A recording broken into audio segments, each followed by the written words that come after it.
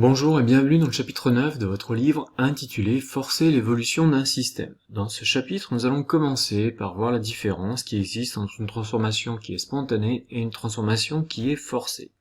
Dans le deuxième paragraphe, nous verrons comment forcer une transformation chimique par électrolyse et nous verrons comment relier la quantité d'électrons qui a circulé à la quantité de matière des produits qui vont se former lors de l'électrolyse.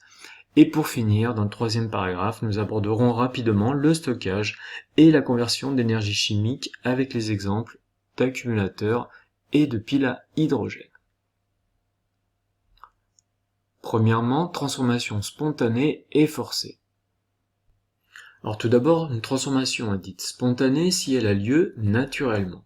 Donc par exemple, pour une transformation qui est modélisée par une réaction d'équation AA plus BB donne CC plus DD, on sait que le quotient de réaction à l'état initial s'écrit concentration de C à l'état initial et à la puissance petit c, donc coefficient stoichiométrique qui est indiqué dans l'équation, multiplié par la concentration de D à l'état initial et à la puissance petit d, divisé par la concentration de A à l'état initial à puissance de petit a, coefficient stoichiométrique de l'espèce A, multiplié par la concentration de B à l'état initial à la puissance qui est indiquée par le coefficient stoichiométrique petit b.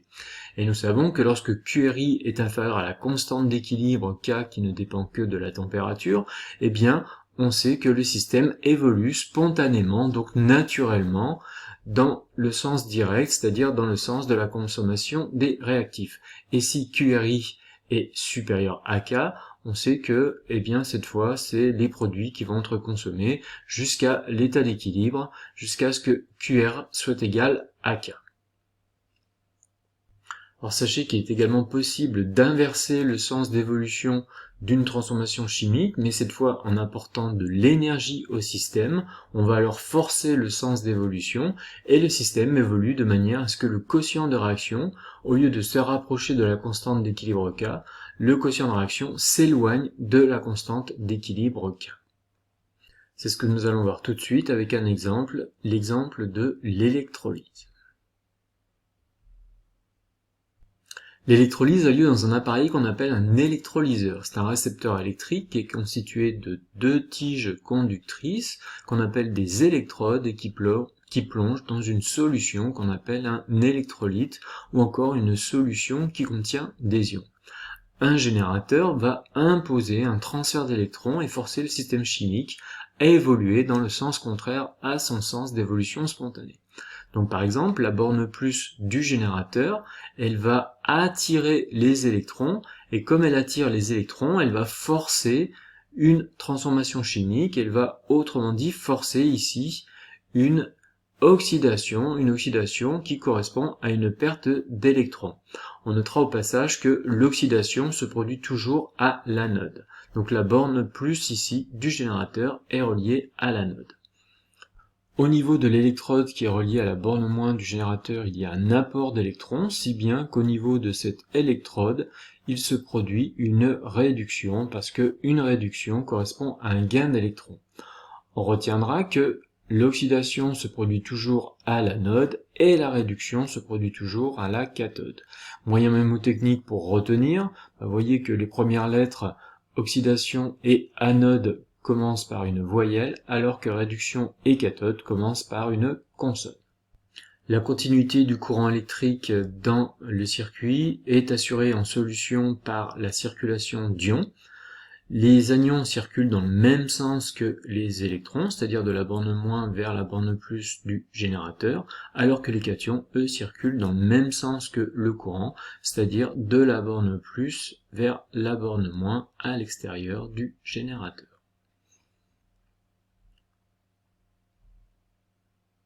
Voyons maintenant comment relier la quantité d'électrons qui va circuler dans l'électrolyseur à l'intensité du courant. On rappelle que l'intensité du courant correspond à un débit de charge électrique, c'est-à-dire à une quantité de charge électrique qui circule dans une section du circuit par unité de temps. La quantité de charge électrique s'exprime en coulombs, la durée s'exprime en secondes, l'intensité du courant s'exprime en ampères.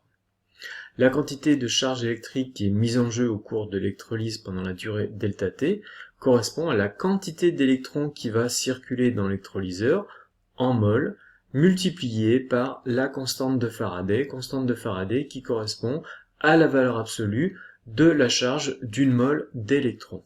Alors pour calculer la constante de Faraday, il suffit de multiplier la constante d'Avogadro, ici qui représente le nombre d'électrons qui sont présents dans une mole, 6,02 10 puissance 23, multiplié par la valeur absolue de la charge que porte un électron, 1,6 10-19, et on trouve que 1 Faraday correspond approximativement à 96 500 coulombs par mole d'électrons.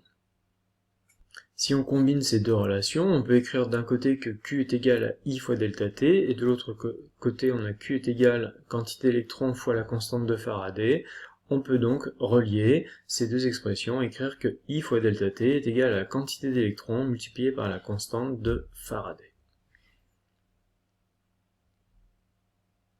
Illustrons ce que nous venons de dire sur un exemple. Il s'agit ici de l'électrolyse d'une solution d'iodure de zinc qui contient des ions Zn2+, et des ions iodure I-. Le générateur impose le sens du courant. Au niveau de l'anode, il y a une oxydation, c'est-à-dire une perte d'électrons, et cette perte d'électrons a lieu avec l'espèce ici des ions iodure. Les ions iodure vont libérer 2 électrons en formant du diode. Et sur l'autre électrode, il y a un gain d'électrons, qui dit gain d'électrons dit réduction, et donc au niveau de la cathode, Zn2+, va gagner 2 électrons et former du zinc solide.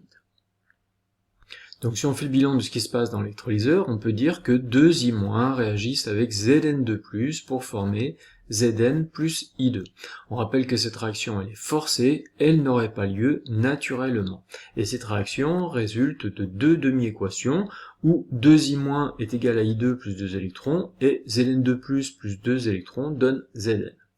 On va pouvoir écrire les relations de stoichiométrie suivantes, où la quantité de I2 qui va être formée est égale à la quantité de I- qui est consommée divisé par 2, parce que devant I2, le nombre stoichiométrique est égal à 1, et devant I-, le nombre stoichiométrique est égal à 2, et encore, on peut écrire que la quantité de I2 qui va être formée, c'est la quantité d'électrons qui a circulé divisé par 2. Ou encore que la quantité d'électrons qui va circuler, c'est 2 fois la quantité de I2 qui va être formée, parce qu'on le voit d'après les nombres stoichiométriques. Pour un I2 qui est formé, il y a 2 électrons qui vont être échangés ou libérés. Si on raisonne sur l'autre demi-équation, on peut écrire que la quantité de Zn qui va être formée, c'est la quantité d'électrons qui va être échangée ou qui va circuler divisé par 2, ou encore la quantité d'électrons qui va circuler, c'est le double de la quantité de Zn qui va être formée. Pourquoi? Parce qu'il y a un coefficient 2 devant les électrons et qu'il y a un coefficient 1 devant Zn. Dans le paragraphe précédent, nous avons vu que la quantité d'électrons est égale à I fois delta T divisé par la constante de Faraday, si bien qu'on peut écrire ici que la quantité de I2 qui va être formée, ce sera I fois delta T divisé par 2 fois la constante de Faraday. Le 2 vient du coefficient stoichiométrique, on a dit, de la demi-équation électronique, donc coefficient 2 qui était placé devant les électrons et qui n'était pas présent devant I2. Donc même chose pour la quantité de Zn qui est formée, c'est I fois delta T divisé par 2F. On voit donc qu'au cours d'une électrolyse, on peut déterminer la quantité de produit qui va être formé ou bien la quantité de réactif qui a été consommé lorsqu'on connaît l'intensité du courant qui a circulé au cours de l'électrolyse et qu'on connaît également la durée de l'expérience, la constante de Faraday, elle étant donnée ou étant connue. Troisièmement, stockage et conversion d'énergie chimique. Nous savons que l'une des formes d'énergie qui peut être stockée au quotidien est l'énergie chimique, par exemple dans les piles ou les accumulateurs. On rappelle qu'une pile électrique désigne un objet qui est jetable lorsqu'il est déchargé, alors qu'un accumulateur a la propriété d'être rechargeable. Le mot batterie lui désigne techniquement un assemblage d'accumulateurs qui, couplés entre eux, vont permettre d'obtenir un voltage supérieur ou une plus grande réserve d'énergie. Lors du stockage de l'énergie électrique sous forme chimique, le dispositif de stockage est le siège d'une transformation forcée, c'est ce que nous avons vu dans le cas de l'électrolyse, et notons au passage aussi que lors de la conversion d'énergie électrique en énergie chimique, il y a de l'énergie qui est perdue sous forme de chaleur dans l'environnement, et lorsque le processus inverse a lieu, c'est-à-dire qu'il y a conversion d'énergie chimique en énergie électrique, eh bien, cette fois, le convertisseur est le siège d'une transformation qui est spontanée, là encore, de l'énergie est perdue.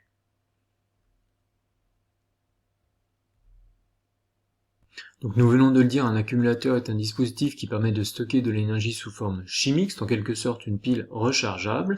Lorsque l'accumulateur est en décharge, eh bien les électrons sont émis par son électrode qui est négative pour rejoindre l'électrode qui est positive. C'est le lieu d'une transformation qui est spontanée, et lorsque on veut recharger l'accumulateur, on le branche sur le secteur. Cette fois, la transformation est forcée, et les électrons sont forcés à quitter l'électrode qui est positive pour rejoindre l'électrode qui est négative.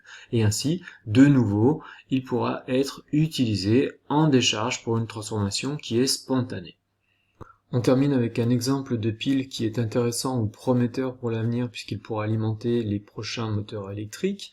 C'est le cas de la pile à hydrogène ou pile à combustible, donc qui fait réagir du hydrogène avec du dioxygène mais qui ne sont pas reliés directement l'un avec l'autre. Ils sont séparés d'hydrogène et dioxygène, si bien que l'oxydoréduction qui libère des électrons permet d'alimenter un circuit électrique extérieur, donc ça pourrait être un moteur électrique, et notez au passage que au cours de la réaction, il n'y a pas émission de dioxyde de carbone, mais juste formation comme produit d'eau.